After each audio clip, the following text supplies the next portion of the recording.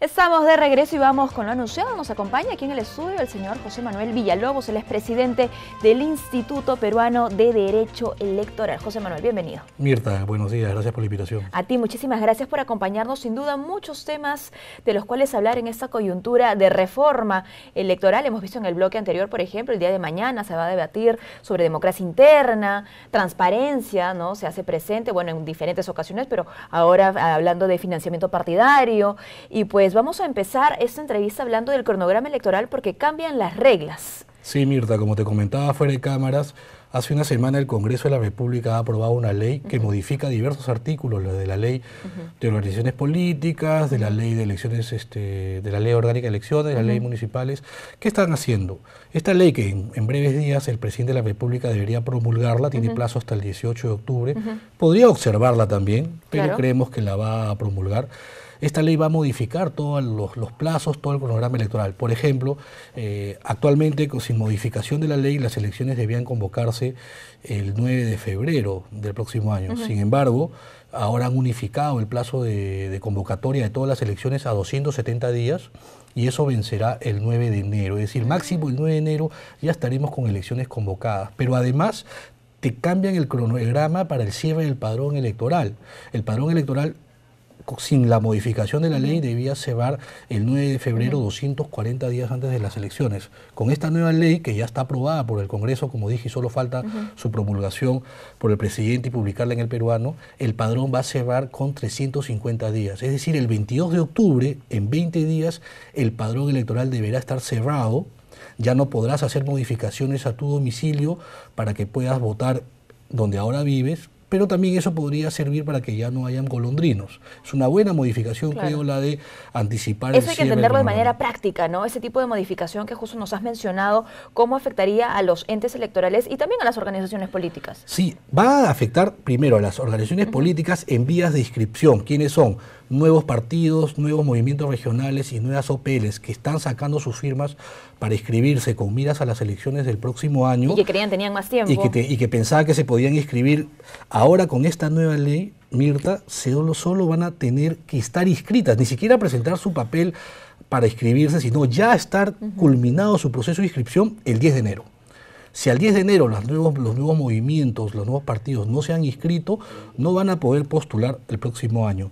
Y todos los partidos que ya están inscritos y que tienen la miras de postular, partidos y movimientos que hacen democracia interna, su democracia interna deberá empezar el 11 de marzo y máximo podrá haber concluido el 25 de mayo. Es decir, se adelanta también el plazo para hacer las elecciones internas de los candidatos dentro de los partidos y movimientos. Y finalmente, un plazo importantísimo. Todos pensaban que las listas de candidatos el próximo año debían inscribirse 90 días antes de las elecciones. Eso es el 9 de julio. Así es. Ahora, con esta ley ya aprobada, se adelanta el plazo al 19 de junio. Es decir, 110 días antes de las elecciones se van a tener que presentar las listas. ¿Por qué se ha ampliado el plazo de inscripción de listas? Porque se necesita tener mayor tiempo para investigar, fiscalizar sobre todo los antecedentes, las hojas de vida de los candidatos. Es bueno.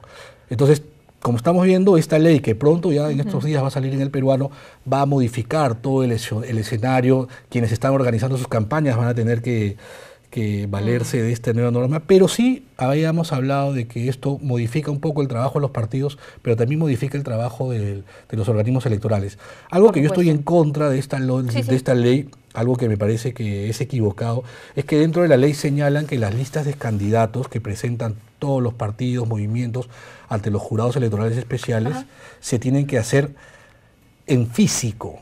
Dice así la norma que se tienen que hacer en físico. Esa es la modificación. Esa es la modificación. ¿Qué significa que ahora las listas de candidatos se tengan que entregar en físico, en papel? Eso significa que, por ejemplo, el Jurado Nacional de Elecciones, en elecciones anteriores, entregaba una clave a los personeros para que a través de un sistema ingresen las hojas de vida, todos los datos. Ahora no, ahora los partidos solo te van a entregar en papel y tu jurado vas a tener que levantar toda esa data de más de 100.000 candidatos a la web. Eso va contra la modernización del Estado y creo que por ese lado... Y sorprende, ¿no? Me sorprende en que tu opinión, esta modificación, ¿a qué necesidad respondería? Mira, creo que tantos problemas con la hoja de vida han habido que los partidos quieren decir que sea el jurado que la llene porque nuestros candidatos se equivocan.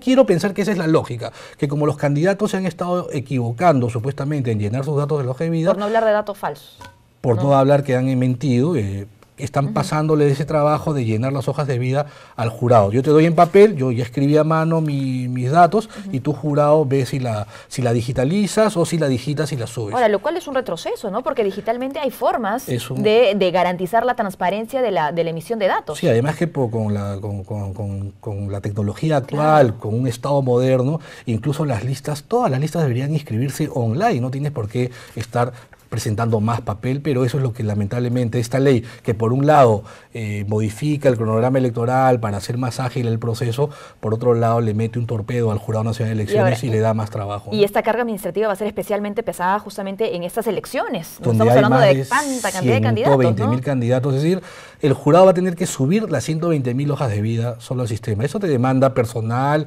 te demanda horas hombre, trabajo, más inversión. Y a la OMPE, en cuanto a la OMPE, un dato adicional, tú sabes que la OMPE tiene la función principal en las elecciones de capacitar a los miembros de mesa, pero para que alguien sea miembro de mesa sale de un sorteo entre ciudadanos. Ese sorteo se hacía máximo hasta 45 días antes de la elección, se tenía que hacer el sorteo y la OMPE tenía 1 mes y medio para capacitar al miembro de mesa, mientras que lo ubicaba, mientras que le entregaba la credencial, el plazo era muy corto para que estos ciudadanos se capaciten. Con esta nueva ley, el plazo se está ampliando, el sorteo de miembros de mesa va a ser hasta 70 días antes de las elecciones, es decir, la OMPE podrá hacer el sorteo máximo el 29 de julio y del 29 de julio hasta el 7 de octubre va a tener 2 meses y 10 días para poder hacer una mejor labor de capacitación a los miembros de mesa. Eso es, a grandes rasgos, las principales modificaciones al cronograma electoral. Partidos, ojo, los partidos y los movimientos regionales que aún no se han inscrito, solo van a poder hacerlo hasta el 10 de enero. Las elecciones internas se tienen que hacer del 11 de marzo al 25 de mayo y las listas van a tener que estar inscritas en los jurados electorales especiales máximo el 19 de junio. Y el cierre del padrón para todos los ciudadanos, si esta ley sale publicada máximo el 18 de octubre, el plazo para que el presidente la promulgue, el 22 de octubre el padrón se cerrará y después de eso ya nadie podrá modificar su domicilio en el padrón para votar. Ahora, las modificaciones al cronograma electoral también pues nos obligan a hablar de diferentes escenarios, ¿no? Diferentes ítems, si los quieren ustedes decir. En principio, cuando hablamos sobre aquellos que son parte del proceso electoral del próximo año, y hablamos de partidos políticos, de movimientos regionales y las organizaciones locales, ¿no? Que también han estado en mucha polémica, ¿no? Por estos últimos días, de acuerdo a una iniciativa que buscaría dejarlas fuera.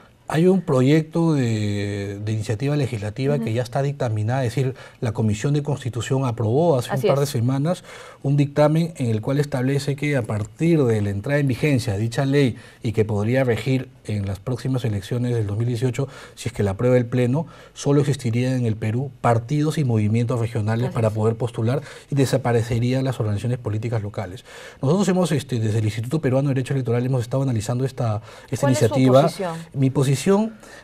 Mi posición es que para las elecciones del 2018 esta norma ya no podría regir. ¿Por qué? Porque hay más de 800 organizaciones políticas locales que ya con anticipación han comprado su kit electoral, han recabado las firmas y algunas de esas ya están inscritas en el registro de partidos. Y especialistas en materia electoral opinan exactamente lo mismo. Lo que nos confunde y preocupa es que parlamentarios no hagan caso a estas recomendaciones, ¿no? Y que más bien insistan en que se dé para hay algo positivo porque alguna congresista ya de la fuerza mayoritaria habría señalado que como solo es un dictamen a nivel de comisión, hay la posibilidad de que cuando esto se debate en el Pleno se pueda introducir una vacatio legis o alguna precisión para que los que ya están inscritos, por ejemplo, puedan sí postular y no pierdan la inscripción. Esta ley va a afectar definitivamente en Lima, por ejemplo, a los candidatos que han renunciado a su partido están haciendo su movimiento, su organización local. Enrique Cornejo, por ejemplo. Y van a ganar ahí los que tuvieron mayor iniciativa o empezaron el trabajo desde antes. También. Entonces, hay que ver que esta norma, que el Congreso tiene derecho a aprobarla, también tiene que ver que no afecten derechos de participación política. El artículo 31 de la Constitución señala dos cosas. Primero, que es derecho y deber del ciudadano participar del gobierno municipal, y lo ha venido haciendo a través de organizaciones políticas locales, es decir, sin necesidad de estar en un partido o un movimiento. Pero además dice la ley, el artículo 31 de la Constitución, que es nulo y punible todo acto que impida el derecho de los ciudadanos a la participación política, y esta ley podría tener algún viso de inconstitucionalidad. Por otro lado, se argumenta, pues, o se sostiene, ¿no?, esa iniciativa en el reto que tenemos como país de fortalecer a nuestros partidos políticos. Pero si actualmente ponemos en vigencia esa norma, sabemos muy bien que los partidos no tienen presencia a nivel nacional. ¿Y cómo van a responder a esos vacíos, ¿no? distritos. Si los partidos están en la capacidad de ofrecerle a todos los ciudadanos en los 1.800 distritos que existen presencia partidaria y la posibilidad de que a través de ellos puedan postular, bienvenida a la norma. Pero ahorita los partidos no, los partidos están rezagados, son los movimientos regionales los que tienen más presencia, pero además hay quienes señalan que son elecciones municipales vecinales, no son de carácter nacional y por lo tanto es derecho del vecino de solo participar del asunto vecinal a través de una organización pequeña, distrital o provincial, y no en un movimiento más de carácter nacional como un partido. En cambio, si queremos hablar de fortalecimiento de partidos políticos, no deberíamos dejar fuera el tema que se va a debatir el día de mañana, democracia interna. Es importante que la democracia interna no solo tenga la participación de los organismos electorales, porque los partidos dicen que ellos como asociaciones privadas pueden hacerlo. Lo importante es que exista realmente democracia interna. Actualmente la democracia interna es en el papel, porque cuando hay un proceso de democracia interna en un partido, por lo general se presentan listas únicas. No hay la posibilidad que dentro del partido los militantes, los afiliados compitan por un cargo, por una candidatura.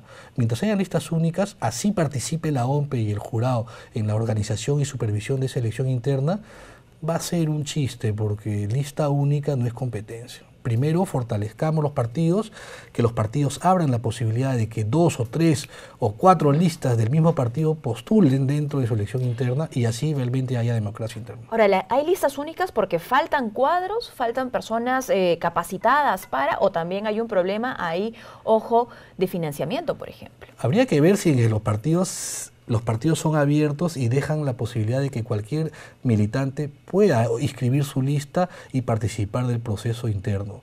Mucho se dice que los partidos son tan cerrados que lo que hacen es que se arme una sola lista y no haya competencia, y pues los que tienen mayores posibilidades integren la lista. Claro, y que entre los militantes se acuerde hacerlo de esa forma. Exacto, ¿no? Pero eso no es democrático. Entonces, si vamos a ir a discutir que la democracia interna con la modificación de la ley incluya la participación de la OMPE y el jurado, lo cual va a demandar un mayor presupuesto, ¿para qué van a participar si finalmente va a ser listas únicas? Va a ser lo mismo.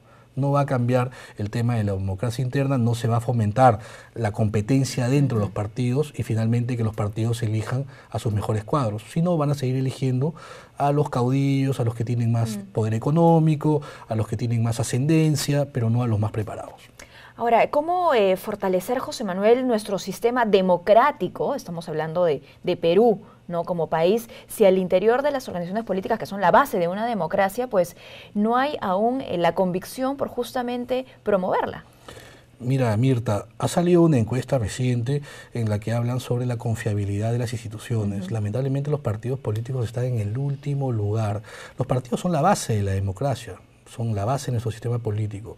Si los partidos no entienden que la sociedad los está mirando de manera negativa y no hacen algo para esto cambiar, creo que vamos a tener problemas en nuestro proceso democrático más adelante.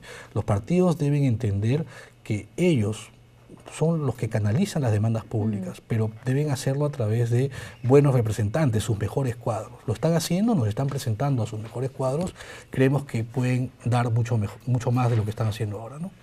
Ahora, finalmente, ya que hemos hablado de democracia interna y te lo puse un poco el tema por ahí del financiamiento para las campañas, ¿no? Porque muchas veces, claro, no existen procesos de democracia interna porque justamente se va a elegir, y ya se sabe que se va a elegir aquel candidato que tiene el respaldo económico para postular. Sí, es lamentable que hayamos estado debatiendo tantos años una reforma electoral que el Jurado Nacional de Elecciones haya enarbolado la bandera de tener el código electoral, y en vez de que el Congreso, no solo el anterior, que se tiró 5 años sin aprobarlo, no nos han dado un código, una sola ley, y mira, están apareciendo más leyes y cada vez tenemos mucho más leyes electorales.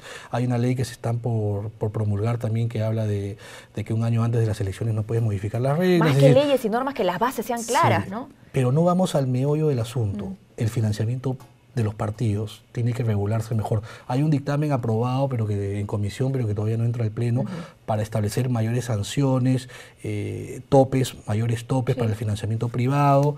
Es decir, si es que los partidos no transparentan su financiamiento, definitivamente la política va a seguir siendo vista de una mala manera, ¿no?